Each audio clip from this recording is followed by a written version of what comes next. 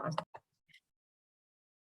Just to let everybody know, we are recording this session. I did go ahead and begin that recording so that we can go back and look at this later on, and those that weren't able to join us today may be able to join later. So welcome. My name is Kirsten DeBrouwer. I am the president of ATD Chicago, and I am just super thrilled to see all of your smiling faces today. I'm going to go ahead and share my screen here, and we will get going in just a second here. So we're all here for Changing Change, capturing people's hearts and minds with Anthony Casablanca. We'll go ahead and talk to Anthony and get this program going in just a moment. I just have a few things to remind you of before we kick everything off today. And one of those things would be our fantastic, before our sponsors, hopefully you're used to muting and unmuting yourself and using the chat. Please do feel free to go ahead and put questions in the chat. And feel free also to unmute yourself if you've got a great question as well. So before we get going, we do need to talk about our fabulous gold sponsor, Kara. Kara is a professional services consulting firm that focuses on learning, change management, and communication solutions. Then we have another one of our fabulous sponsors. We have Training Pros. They are our digital silver sponsor. They are a highly specialized staffing company. They focus on the learning and development profession and provide a variety of talent to their clients. Then we have some association sponsors. One of them is HR Hot Seat. HR Hot Seat is an inclusive mastermind community of real HR pros solving real HR problems. Their next group is Thursday, April 21st at 6:30 p.m. It's a fantastic event to go to and a great way to connect with other learning and development people and HR people in our area. Then we have Play Polarities. The Play Polarities model for co-human excellence helps individuals see their entire betterment journey in one place. Whether you're trying to improve yourself, your team, or your world, it all starts with one simple math. We do want to talk about how amazing it is to be a member here at ATD Chicago. There's something called Power Memberships, and that's when you're a member of the National Association for Talent Development and our local chapter here, Chicagoland. We have a lot of amazing events, speaking of the Chicagoland chapter, coming up in the next month or so. The impact of the Great Resignation, new roles, new strategies, new leaders. This is a panel that our silver sponsor, Kara, is putting on together. I highly recommend you joining. It's going to be an engaging session. There'll be a little bit of conversations and then a panel of experts as well. We have our normal networking opportunity at Coffee and Connections. It's a very quick half-an-hour Monday connection, but hopefully you get to meet a bunch of new people and dive into your Monday morning all engaged. We have the second of our virtual book clubs coming up for Q2, The Power of Pressure and Why Pressure Isn't the Problem, It's the Solution. This is by Dane Jensen, and you can go to Dane Jensen's website or get more information on our website of how to purchase the book. And the author, Dane, will be with us to have part of this discussion. And then coming up May 26th is Ability, part of your organization's DE&I strategy. So for more information on any of these fantastic events coming up this and next, well, I guess they're all next month now, go ahead and check out atdchi.org. And if you'd like to get more involved, we are a volunteer organization. We are all volunteer based. We are looking for people right now, especially to join our programming team. And if you have any interest whatsoever all in joining us, please do reach out to us. We will be very happy to go ahead and work with you to help you become a volunteer. And today we got through it all, Anthony. We got through all the business, and it's time to talk with Anthony. Now, over his 31-year career, Anthony successfully led cultural and transformational change initiatives. Through these experiences, Anthony learned that change efforts were successful when the foundational leadership and cultural elements he now teaches were in place. These experiences also taught him the very real and emotional impact that change has on people. In 2019, Anthony and his brother Guy, a dually licensed funeral director, co-authored The Dying Art of Leadership and launched their leadership training company to help companies navigate the emotions of personal and organizational change. So without further ado, I'm going to go ahead and turn it over to Anthony. Thank you so much, Anthony, for joining us today. We're super excited to talk about change because it is the one thing that we know is constant in our worlds right now. So Anthony, please take it away. Welcome to ATD Chicago. Well, Kirsten, thank you so much. My gosh, you should host a radio or television show. Your energy is remarkable. I'm all pumped up now. I'm like, oh my God, I'm excited to do this now. This is amazing. So anyway, I do appreciate that. Hopefully, and thank you for the warm introduction and welcome to everyone. Hopefully, let me pull up my screen share here. Here we go. There we go. And let me put it in presentation mode once I move us all out of the way. There we go. Okay. So would really like to kick this off with a little bit of a participation effort here at the beginning. So Kirsten, I think you've got a poll that is up, or can you pull up the poll? There we go. So just real quick, take a look at these two questions. According to a Harvard study, what percentage of change initiatives fail? And then the second question is, McKinsey did a follow-up study. What's the number one reason that McKinsey found that change initiatives fail? So if everyone could just pop your answers in, we'll give you a couple of seconds to do that. And then we will see. Looks like we have about half of the group that has entered their answers already. We're Cool. getting close, 18 out of 22. We're almost there. Cool. 19 out of 22 participants. Well, I'm one and I guess I could fill mine out. That would.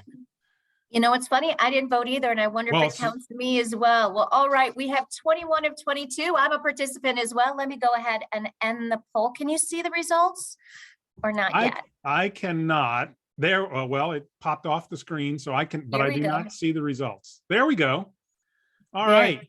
So the answer, let's see, the majority of folks, 43% said 75% failure rate. And the answer to the second question at 86% selected cultural and human issues. This is a pretty astute group. So yes, actually, the answer to the first question was 75%. According to Harvard, a Harvard Business Review study that was conducted, 75% of all change initiatives fail. And the second question, when McKinsey did a follow-up study, they found that 70% of all change initiatives fail. The leading cause is human and cultural issues. So it's things like being insensitive and not engaging people, communicating without engaging, without a purpose, just general poor communication and a lack of leadership. Ironically, change doesn't fail because or not as frequently doesn't fail because of a strategic alignment, poor strategic alignment fit, or because of poor planning, or because of poor project execution, or because it wasn't the right solution. So change is largely a human and cultural issue, right? And so we're going to talk about that today. That is the point of today's session. And we're going to, the session actually will break down into three different sections. The first one, we're going to talk a little bit about the science of change and the gap between sort of the neuroscience and the science of change versus what many of the consulting groups put forth as a change implementation model. Then we'll jump into the leadership culture of successful change, which Kirsten touched on a little bit in my introduction. And then we'll wrap it up by talking about changing how change is implemented and the approach that through my brother and I's sort of unique background, which we'll talk a little bit about as we go through the presentation, I'm sure, we have a very interesting perspective on this given our background. And we realized the gap, and we've tried to develop a change management approach that actually brings the science of change and the leadership of change together. And so that's what we'll talk about today. As Kirsten said, drop questions in the chat. She'll be monitoring that. And we'll also have some time at the end for questions as well. So if everybody's ready to get started, let's jump in. Anthony, I got a question for you. Okay. It's my understanding that, and correct me if I'm wrong, but this is what I'm reading in the literature, that both the McKinsey group, on your first statistic, we all quote the statistic that 70% of all the initiatives and projects fail. But what I think the study said was failed to reach all of their objectives. Correct. And we do not know what percentage reached 90% of their objectives or 80% of their objectives, et cetera. So, well, you know, a lot of people think everything fails. That's not the case. In my understanding is that a lot of them do succeed well, but there's just, they don't meet 100% of their objectives. And that could be for a myriad number of reasons. Is that your understanding as well? So I would agree with most of what you said there. You are correct. It's that they didn't reach the full potential of the objectives of the original change charter, if you will. So that is absolutely correct. I'm not so sure about the whole myriad of changes, because I think the study does suggest that the reason it doesn't meet the full range of objectives is largely because of human and cultural issues that arise. But you are correct. It's not that they fail miserably. It's just that they do not reach the full scope, magnitude, potential that the original change was intended to implement. So yes, no, I would agree largely with what you just said, and thank you for correcting that or pointing that out. So the science of change. Let's talk a little bit about the science of change. These two charts are pulled from a couple of different sources. The one on the left is from Mind Tools. The one on the right is actually from the University of Alberta. Both are talking about the dip in productivity, right? The shift that people go through as you move through a change model. And the interesting thing here is both of these models, if you look on the left at the very bottom line, the reaction, shock, denial, anger, fear, acceptance, and the one on the right, which has a lot more emotional steps to it, but denial, anger, depression, accepting are all in there. These two charts point out a very interesting thing. One is that change is hugely emotional, right? And the other is those emotions, contained within those emotions, are actually the 5 stages of grief. And so people actually grieve when they go through change, right? Be it personal change or organizational change. And so, you know, most of the time, people don't associate grief with the work environment, right? The first thing people think of when they hear the word grief is the loss of a loved one. But the reality is that any emotionally traumatic event, right? So grief is the emotional and sometimes physical response to a perceived irreversible life-changing event.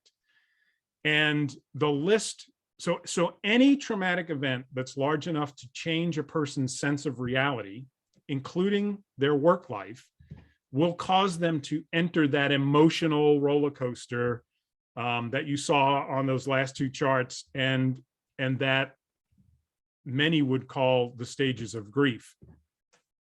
And so when you take grief in that context, and by the way, that was my brother's quote. I had mentioned the interesting background that we have, right? So I spent 31 years in leadership. A large portion of that, I was in the death care industry working for a manufacturer of death care products, actually the world's leading manufacturer of burial caskets and funeral service products, burial and cremation products. And my brother, who's 10 years younger than me, is a licensed funeral director. And so our two backgrounds come together to offer sort of this very unique perspective on leadership and leading change. When you think about the 2 or 3 slides I just presented, suddenly there's like this endless list of traumatizing events that go on in our people's lives. Most of the ones here, all of the ones in white, are primarily personal issues. The burnout and company initiatives, though, in yellow, I've highlighted those, and I could have also highlighted work-related stress there in the bottom sort of right-hand side. Because when I've had these discussions in large groups and asked them to talk about, so what are the things that you believe, cause grief in people's lives? They never put company initiatives on the list, right? That is just a blind spot, pure and simple. And burnout is another one that tends to be a blind spot, but burnout is nothing more than a shift in the reality of the employment contract, right? I didn't sign up to work every Saturday or 12 hours or 14 hours a day or whatever the case may be. And it feels to me like I'm not going to be able to ever overcome that. So I'm starting to feel overwhelmed. And so I get labeled, or I begin to sense or demonstrate that I'm burnt out. And so folks have a lot going on, especially over the last 2 years. I don't even really have anything on here related to, well, I do have COVID isolation on here, I suppose, but especially over the last 2 years. And so, when you think about this, and then you think about change management and implementing change, McKinsey put together this list. This came from the Hidden Perils of Grief article that they issued in 2020, September of 2020.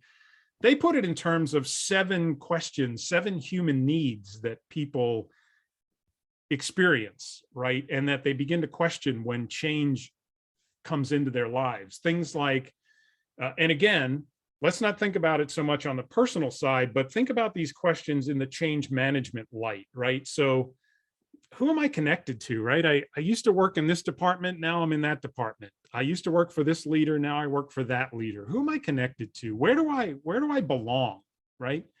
What is my role as I'm going through this change? What's my new role going to be? How does that play out? What's expected of me? Who am I, right? A lot of people get a lot of their identity from what they do. And so as you're going through the change management process, right, there's sort of this loss of identity that can occur.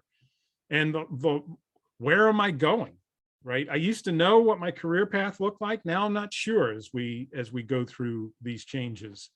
And then frankly, in all honesty, not to pretend to be smarter than the folks at McKinsey, but I would have reversed the last 2 on this list, right? I think people first feel overwhelmed, and then they think, well, what's the point, right? Why am I even here, right? Why am I even staying? This doesn't seem to be the environment that I signed up for, the environment I want to be in. I don't know what this change is going to look like, right? And so these 7 questions not only play out in the personal side of change, but also in the organizational side of change. And so the image that we like to give organizations that we work with is, think about this in terms of this supercell thunderstorm where the change event is up in the clouds. And as the rumor starts to churn, or as the organization announces the change, be it a departmental change or a team change or truly a cultural, an organization-wide change, right? The tornado of grief, all of those emotions begin to form and funnel, and performance issues begin to arise. And the reality is, even before your changes start to be put in place, because of all of the things that were on that chart and those 7 questions that McKinsey proposed, right? 1 in 4 people are in some stage of grief. 53% of people are burned out, and 70% of folks are disengaged, right? Some actively disengaged, and others, the majority, just sort of cognitively and emotionally disconnected, right? And so now you throw change on top of that, and things can spiral quickly if the leadership and the culture of the organization doesn't acknowledge and respond to the emotional component of what's going on in the environment. And so, here's the contrast, right?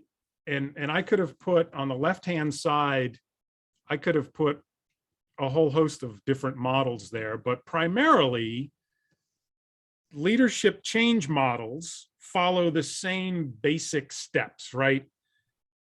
Determine a burning platform, right? Develop a burning platform, communicate that burning platform, communicate the change, implement the change, hold people accountable, and sort of move on and sustain that, right?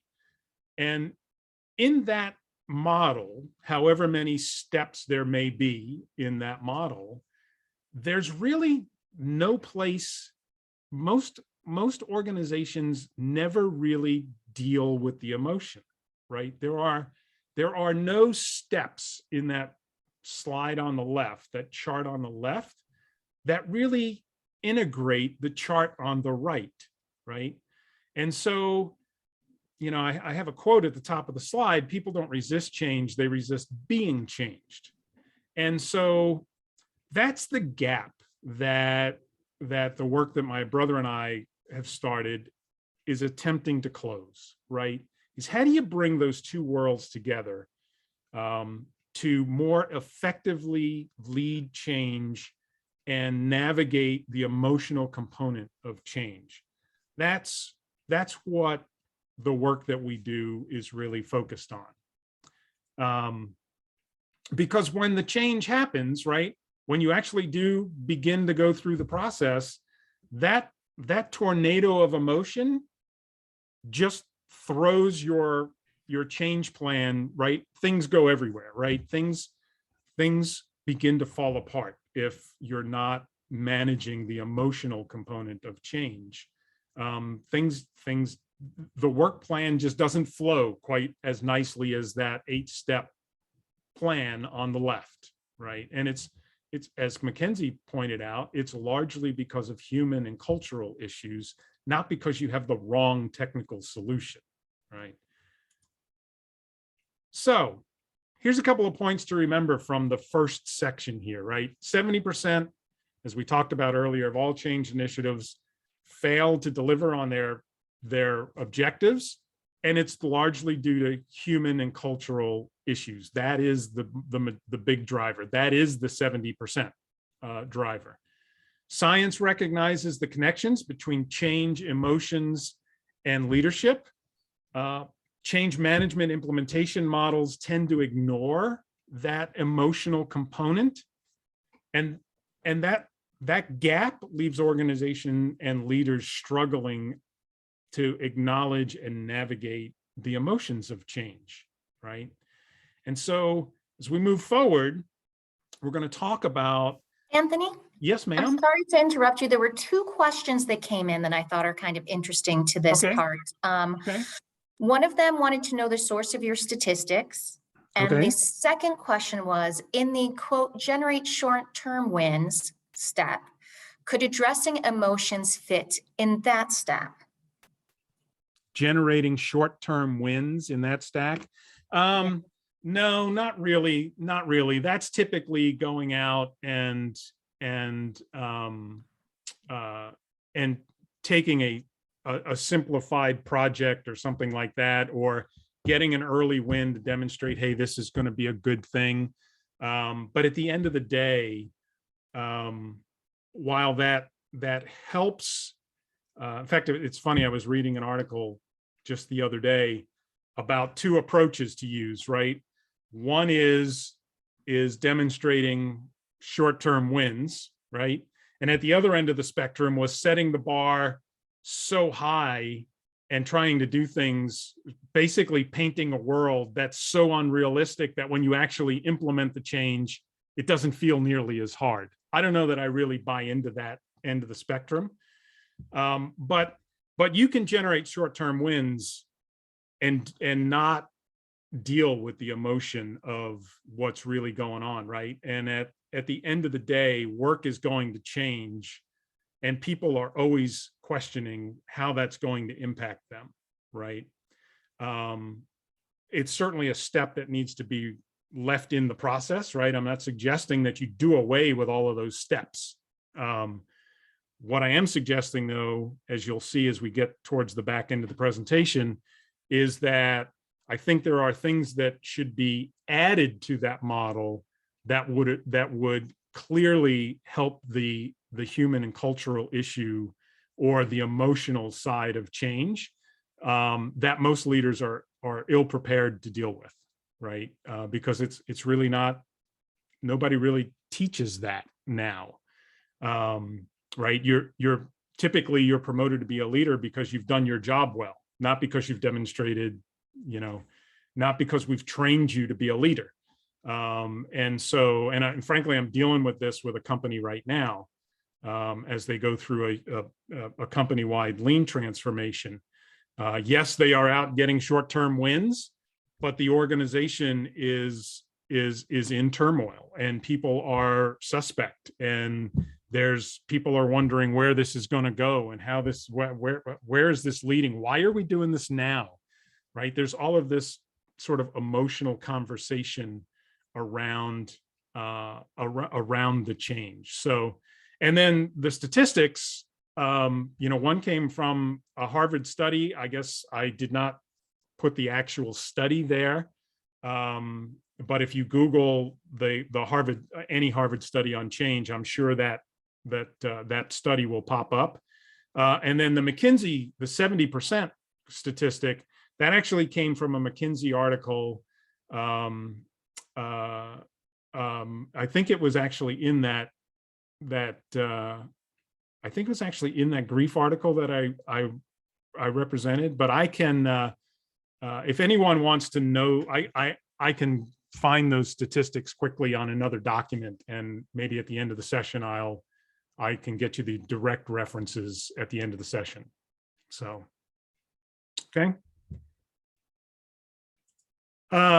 So leadership culture, we're going to talk about these three circles, right? The people culture, the emotional culture, and the leadership culture of organizations. And the more that those three circles can overlap, the greater the results, right? So we're going to talk on the people side, we're going to talk about respect for people.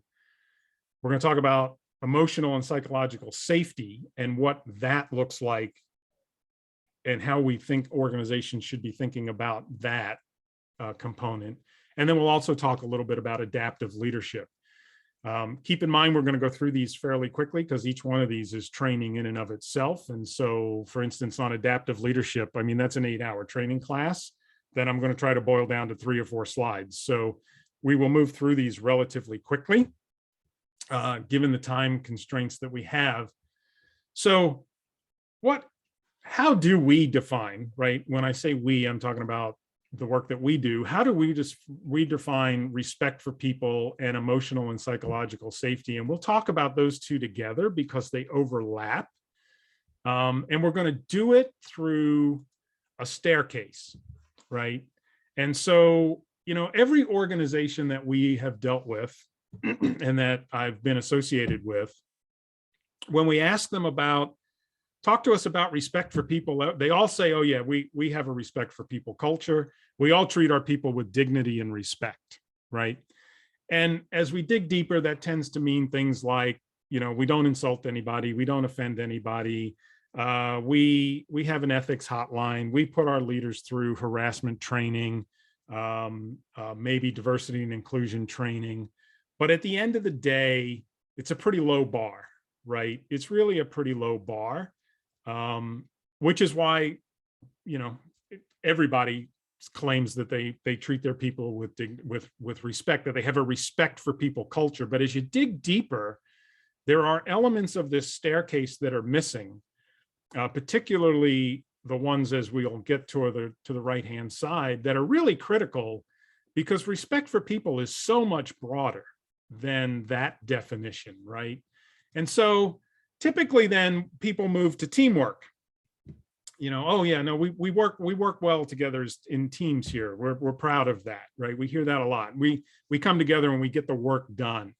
But at the end of the day, that's really not, that may be true, but teamwork is really, if the team doesn't have a high degree of trust, if there isn't a high degree of trust, then I'm not so sure it's really to the level of teamwork that an organization that has true respect for people and emotional and psychological safety really should expect, right?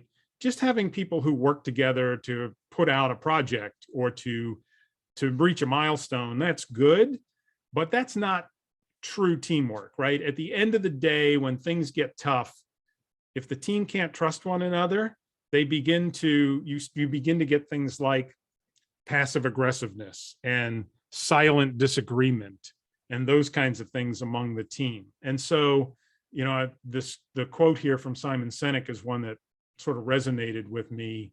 A team is a group of people that trust together, not just that work together.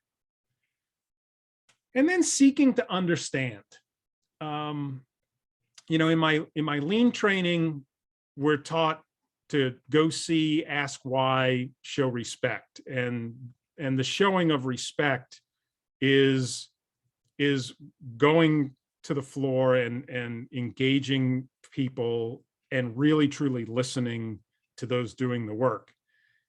And that's really the point of seeking to understand, right? Seeking to understand is not just asking people what they think should change, or it's not just asking the question.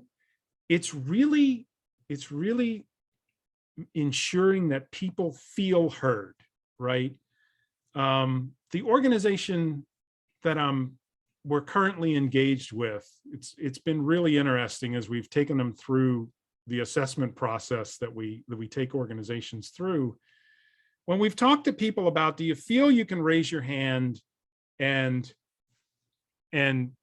ask for help or challenge, right? Or disagree with a change that's being enacted or something that you're being asked to do or whatever the case may be.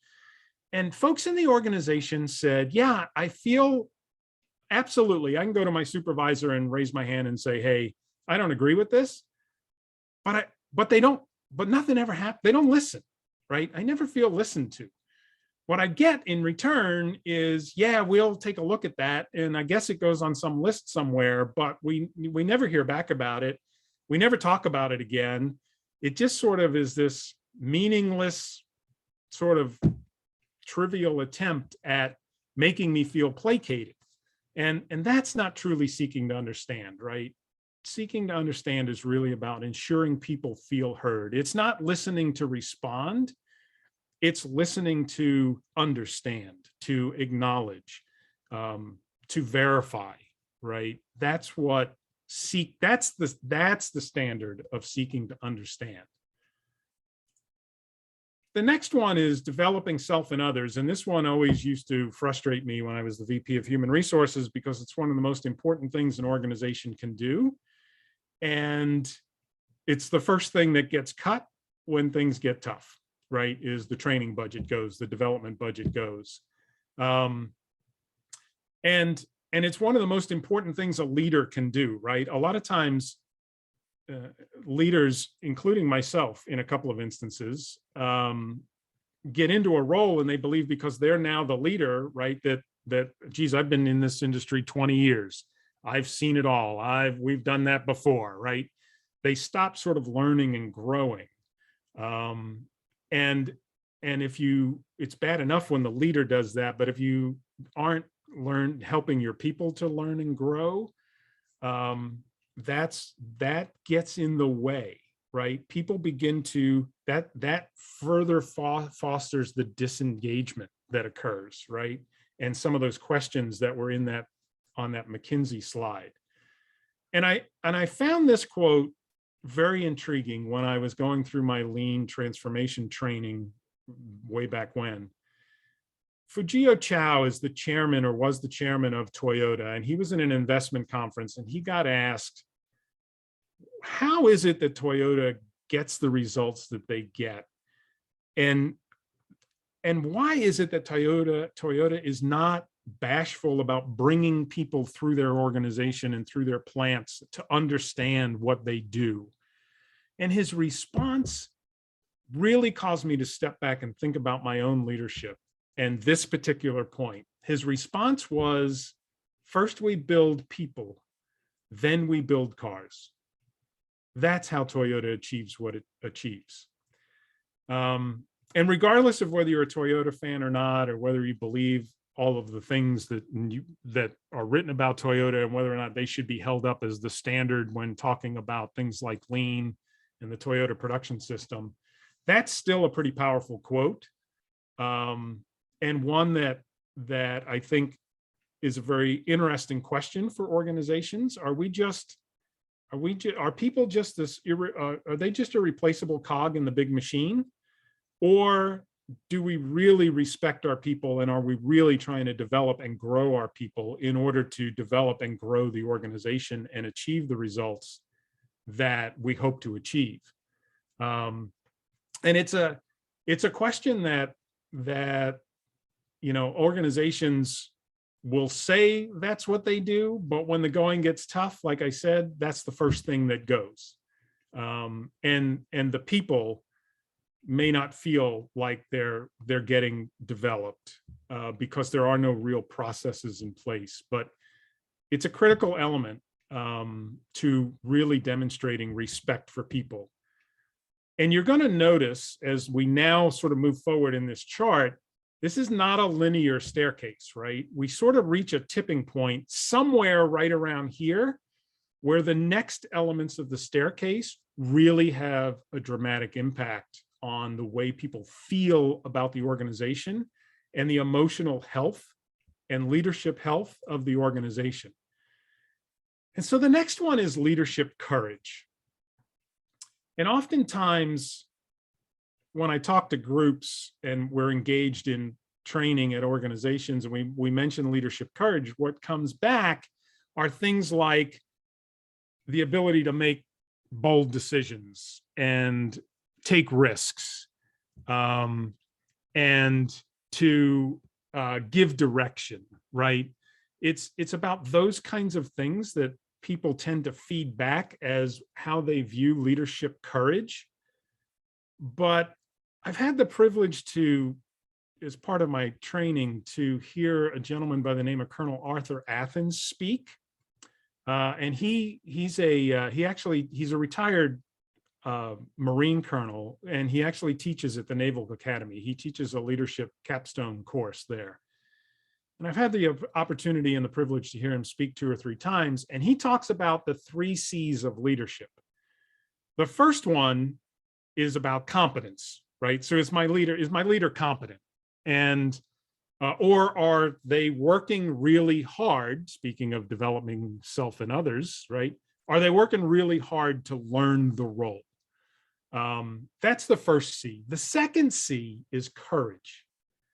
And his definition of courage, or the question that he says the entire organization, both above you and below you, is looking for you to answer as a leader, is, will I make the tough decision to do what's right, even if it brings negative consequences on me personally, right? So will I always do what right? General Schwarzkopf there, I have a quote from him. He put it a slightly different way.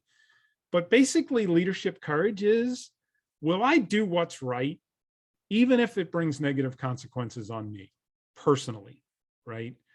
And so, a lot of times that's not the case, right? That's not the case. A lot of times, once negative consequences arise, people tend to distance themselves from those decisions and those kinds of things, right? Or look to shift the focus. So leadership courage, incredibly important. The next one is leadership compassion, which is the third C that Colonel Athens talks about. And the question that the entire organization above you and below you is looking for the leader to answer is, does this person care as much about me as they do themselves, right? And I can tell you from my own personal experience, I've actually worked for a leader who I always felt actually cared more about me than they did for themselves. And boy, I will tell you, that team accomplished more things and was more resilient and had a greater capacity for change than any other team I've ever encountered, right? And it was because the leader did all of these things, including the next two on the list. So the next one is leadership vulnerability, right? So does the leader create an environment where people feel they can raise their hand and ask for help, or raise their hand and challenge, or raise their hand and say they're struggling, right? And unfortunately, vulnerability is often, and compassion, frankly, both of those are oftentimes viewed as weaknesses, when in reality, they are some of the greatest strengths a leader can demonstrate.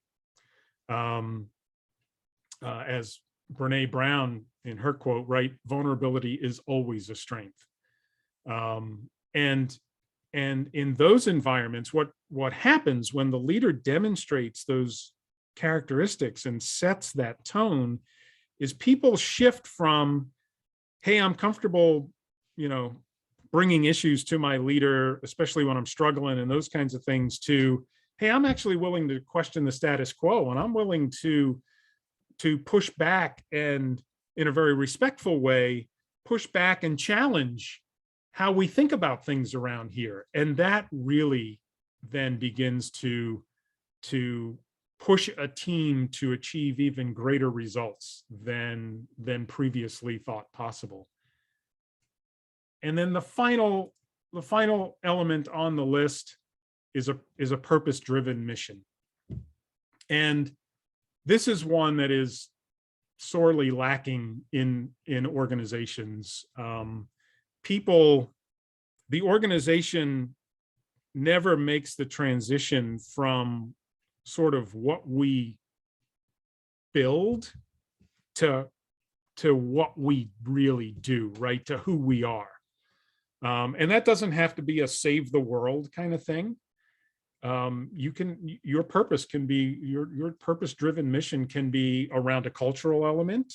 It could be around a competency. But again, when I took over organizations, right, every organization I've ever led, I typically ask two questions: who are we, and what do we really do here? And the organizations that I have been in contact with and that I have led that can answer those questions have unbelievable alignment from top to bottom, and people can connect why they are doing things, or they can connect what they're doing to why they're doing it. And that is incredibly powerful, right? And as Simon Sinek said here, working hard for something you don't care about is called stress.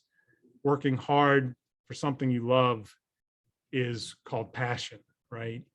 And it's as I said, most organizations cannot answer that. What do we really do here, right? They can tell you what they make, but they can't tell you what they really do here as an organization and as a culture. So we covered a lot of ground here. I hope this makes sense from a respect for people standpoint. I said we were going to cover respect for people and the component of emotional and psychological safety together. And the reason is because those three steps, leadership courage, leadership compassion, and leadership vulnerability, are where emotional and psychological safety are born, and their growth is fostered, and the culture is created from that perspective, right? And the interesting thing is, you can have the greatest purpose in the world, But if the leadership of the organization, and by leadership, I mean frontline leaders as well, are not demonstrating leadership courage, leadership compassion, and leadership vulnerability,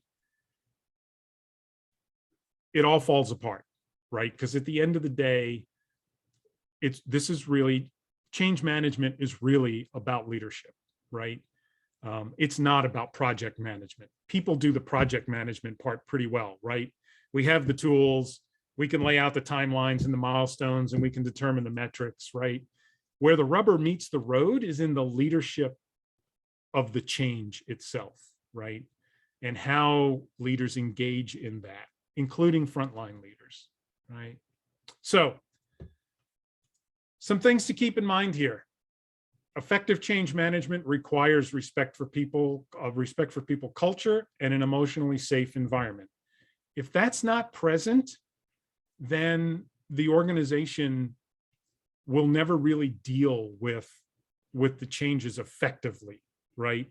And people will always remain skeptical, and people will seem like they're resistant to change when really they're just struggling with the emotional side of this, with no place to really turn to get help with that or to talk about it, right? Respect for people requires more than treating people with just dignity and respect. It's much bigger than that, as the staircase indicates. Emotional psychological safety occurs in those 3 steps that we just talked about, right? Leadership, courage, compassion, and vulnerability. We talked about no matter how purpose-driven you are or claim to be, if the emotional psychological safety component is missing, the organization will struggle to achieve its full potential. And turnover is likely to be higher, right? Productivity will likely suffer. And then the respect for people and emotional and psychological staircase builds personal and organizational resilience and increases a team's capacity for change, right? And there's lots of studies behind that that you can research and find. I happen to be a big proponent of Harvard Business and McKinsey, but there are others out there as well. So, okay, so points to remember. So we're through the first 2 pieces of the puzzle here, and actually I'm probably running just a little bit behind. So let's talk about the 3rd piece, adaptive leadership, right? So adaptive leadership is when the leader takes responsibility for and recognizes that it's up to them to change their approach, not the employees to meld to the type of approach the leader uses, right? So here in adaptive leadership, the leader adapts their approach to meet where the employees are in their role, in their career development cycle, in their situation or assignment, or even in situations in their personal lives, right? Because all of these things come together to create sort of the whole person, right? And leaders who aren't adept at, or I should say, the more a leader is adept at adjusting their style and adapting their style, the more successful their people become, and the quicker they develop, and the greater the results that the organization and the team will achieve. But there are some important distinctions that I want to make sure people understand. First of all, we're talking about adjusting your approach to leadership, not your principles. And we're talking about a leadership culture, not a tool, which is the thing that concerns me the most as we engage with organizations. People always want the tool, right? Give me the tool. Tell me the tool. Tell me the things I should be doing. This is a culture, right? Adaptive leadership is a culture. It's not a tool that should just be implemented when you're doing change, right? This needs to be something that you move from things you do to who you become, right? It's a people first approach. It's a very purposeful and intentional approach. And it's leadership to develop and grow and support people, right? It's not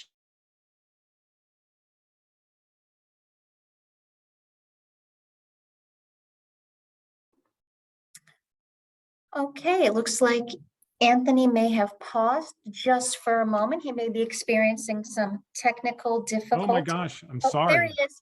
Okay, we got you back again. Perfect. Oh, sorry. Okay. So I'm not sure where we skipped off there, but I will keep going and hopefully it'll still all make sense. So there's 4 basic approaches in the adaptive leadership model. The interesting thing is there's no right or wrong. There's no good or bad, right? The only right or wrong is if you are applying a particular leadership approach to an employee that has a different requirement or needs a different approach, right? And we'll line that up here in a minute. But because you are using a command and control leadership approach doesn't mean that it's wrong. It only means it's wrong if you're using it all the time, right? There's absolutely the right time with the right people in the right circumstances in the right situations for command and control, autocratic, directing type leadership, right? So we're not saying that you should pick one of these and use it all the time, or that one of these is better than the other. What we are saying is leadership is sort of this dance that happens, right? Where leaders are constantly assessing where their people are and the needs that their people have, and then adapting their approach to supply the right support for the right person at the right time in the right situation. So as you look at that, right, the 4 leadership approaches move people from getting the work done to building skills, to building competencies, to reaching full potential. And if you are using a leadership approach in the wrong situation, this nice little sort of progression falls apart, right? Because if you have someone who is at the point of reaching their full potential and you're still leading them with a command and control approach, you're both going to be very frustrated, right? And that person's probably going to leave the organization or look to get out from under that leader. And the leader may actually feel like that person is running off the ramp.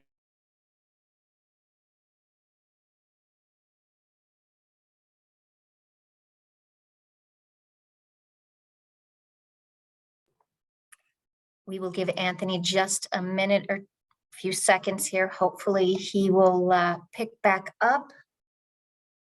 Gosh. Okay, we left off at leadership person running up the ramp. Oh, running off the ranch. Yeah. Running off Yeah. the ramp. Okay. So that was most of that slide, right? Is that the leadership who's using command and control with a person who is ready and is reaching full potential, is ready to be more empowered. If that's the leadership style you're using, both folks get frustrated, right? So how do you know what style to use, what approach to use? There's 5 attributes that we suggest leaders should look for in their people, right? That people should demonstrate. Stewardship, right? Which is all about owner. How is this person owning the role, right? Are they doing all the things that they need to do to grow in their role, to take responsibility for the role, to take ownership of their role? Or are they just waiting to be told to do things? Trust, which is sort of a natural outcome.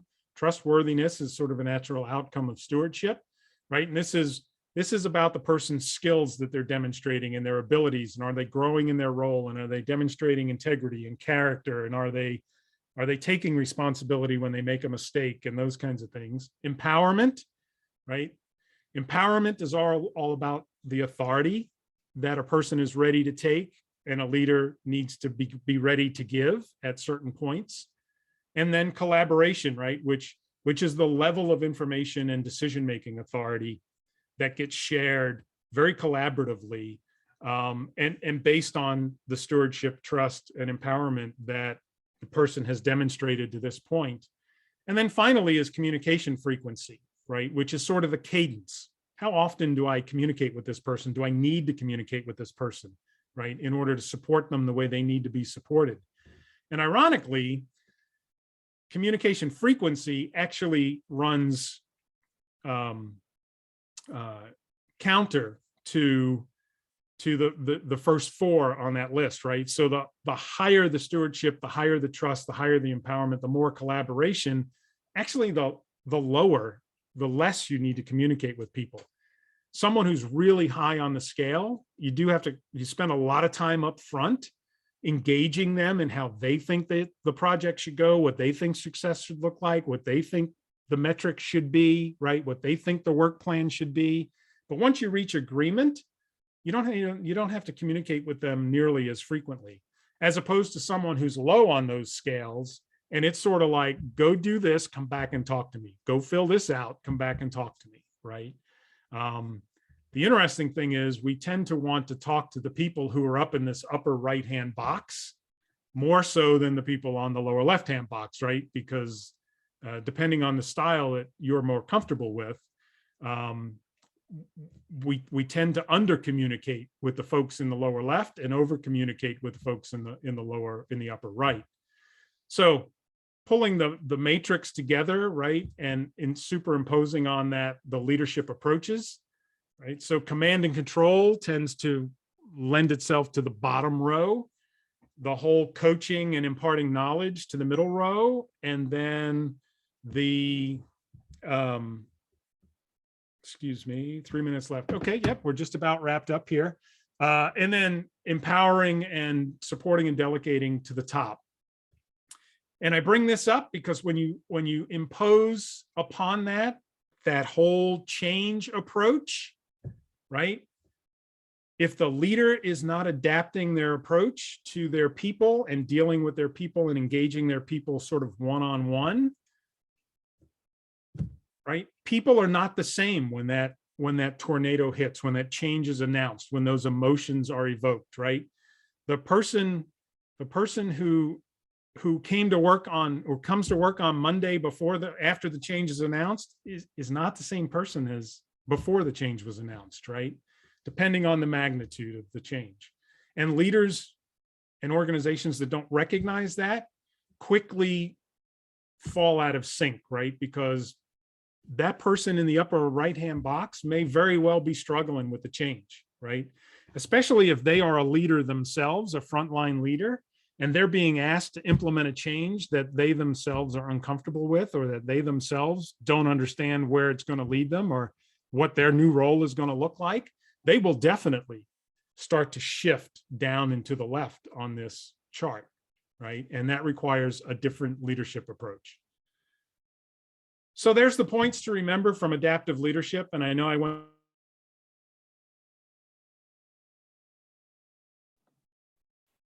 Oh no, Anthony cut out at the last minute. So it is 12:59. I want to thank all of you for joining our discussion today.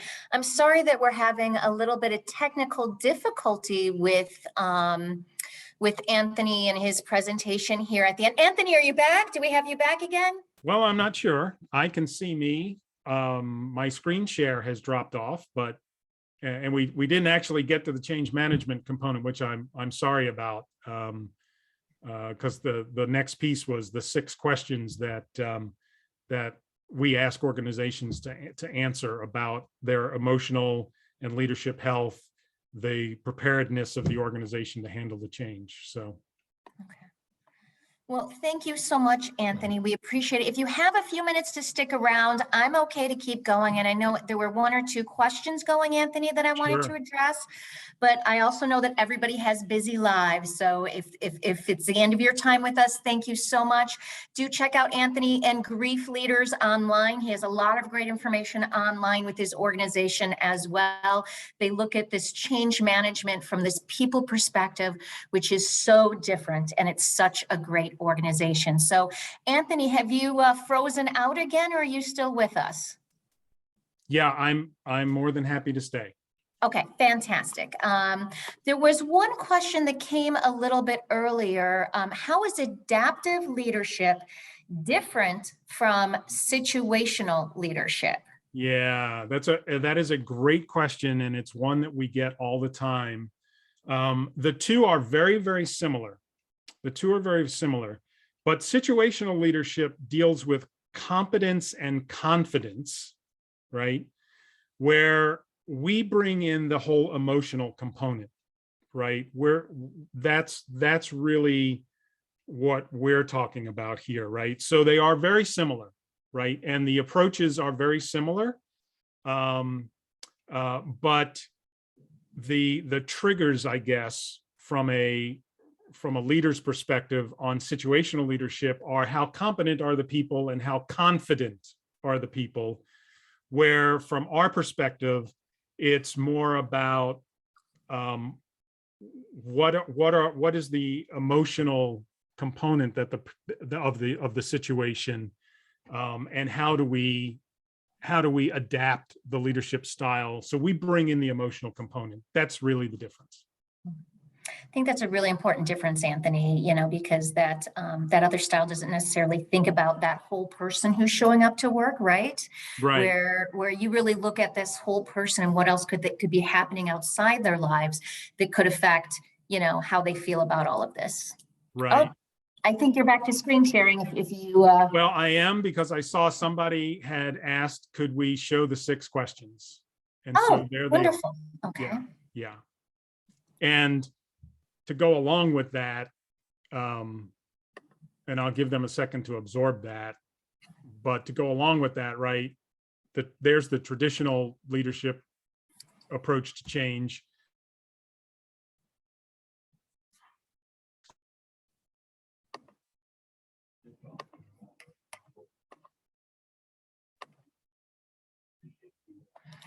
Thank you, Anthony. This has been incredible. I know there was one more question that I don't think we got a chance to. Let's see. And that was up here earlier. Okay.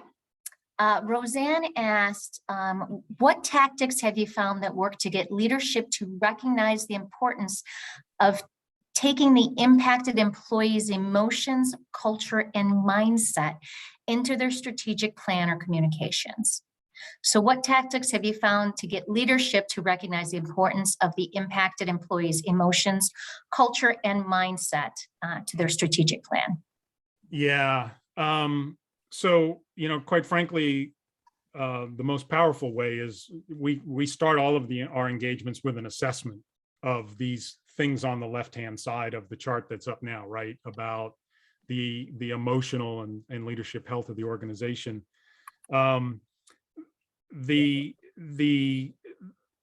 statistics don't lie, right? So, engaging the leadership team in discussions about why change fails. I would venture to say that a lot of organizations would not think it's human and cultural issues, right? That they think it's probably more because of poor execution and those kinds of things. And so it takes a strong change leader, if you have a change management office, right, to make this part of the organization's culture and to constantly beat the drum, right? Aligning with the human resource professional in the organization is oftentimes effective, to get a partner here that can also help beat the drum about, it's as important to understand the technical side of the change. It's probably even more important. Have we ever asked ourselves, is our culture ready to do this, right? Engaging in that discussion is the most effective way to start down the path. This is Roseanne. Can you hear me? Mm-hmm. So I'm looking for that holy grail, Anthony, that holy grail answer of what is, and there is no magic bullet, and Right. What you just said is what I found. I have found that if it, and I am mainly change communications, but supporting the overall change, that data seems to drive, talking about the importance of people, I get more, well, this is their job, they should just do it, and Right. That still is the prevailing mindset, even if it's not like overt and as harsh as I just said it, Right. but it's just kind of a given, when you find that leader who truly understands the importance of change management and the human factor and lets the change team go. It's like a dream, but that's usually not, not the thing that happens. So I try from my end to demonstrate through metrics and data that I collect that please, I always say this, just let me test this. Can I test this for you? Give me the, I understand where you're coming from, but give me a little room here and let me prove that the path I'd like to take will give you the results that you want. And the other thing, which is harder to get, is to find an anecdotal influencer in their life that could say, no, Joe, no, Karen, you need to embrace change, because those hallway conversations, those drive-by, things are so powerful. And so they're one-on-one. If someone they trust, because trust is, and is an influencer in them along with these metrics, seems to be something that'll move the pin towards, them saying, yeah, we have to take care of this. So I recognize it. Right. Yes. And organizations aren't bashful about benchmarking other organizations' change. Right. So they're always asking, if we go down this path, if we implement this, what's it going to look like? Right. Is there anybody we can benchmark? Is those kinds of things. And really one of the questions that should be asked really, really, really early on is this, is our culture ready for the change? Are our frontline supervisors prepared to handle this? Right. Exactly. Is our change management process robust enough? Right. Which that's an interesting question, because that will allow you to determine whether or not you even have a change management process. Right. B, whether or not that change management process comprehends the emotions of change, right? And the C, it will help you distinguish whether or not you really just have a communication plan, or if you really have a change management process. Right, exactly. And I actually, I'm living this right now, where I've said, I need to be at the table and I need to ask you these certain questions. Now, I'm not asking all of the change management questions, and this wonderful, in talking about grief is like a totally new spin on it, which I think is awesome. And spin is not the right word. I didn't, spin sometimes sounds like it's a thing. I think that's a great perspective. But these questions and assessment, like you say, I always say, please don't tell me 2 weeks before you're launching something that now we're going to worry about communication. I mean, even sometimes 2 days before. And then it becomes, again, I'm in the communication world. Well, that was a communication problem. Well, no, it wasn't. It wasn't. Because communication is not just the words. It's the timing, the planning, having the right content, etc. Is it the right audience? Did we address the audience? Did we answer their questions before they even thought of asking them? Type of thing. So, anyway, so this was great. I really appreciate the different perspective. And I think it's very, very powerful to, I appreciate your comments and the discussion. If I could write the ideal world, those 6 questions would come very early in the change identification process. Unfortunately, I'm in the process right now of talking to another organization that they're 2 years into a change and it's not going well. And they're like, is it too late to bring you in? Right. Well, it's never too late, but boy, it would have been a whole lot easier project had you brought us in, the year before you announced the change, or the year you were thinking about the change. Right. So anyway, appreciate the perspective. No problem. Kirsten, any other questions that we need to answer? I think you've hit them all, Anthony. Well, super. I do appreciate everyone's time. I'll just put that page up. So, if anyone would love to chat more about this or talk about possibly how we could help your organization, you can email me directly.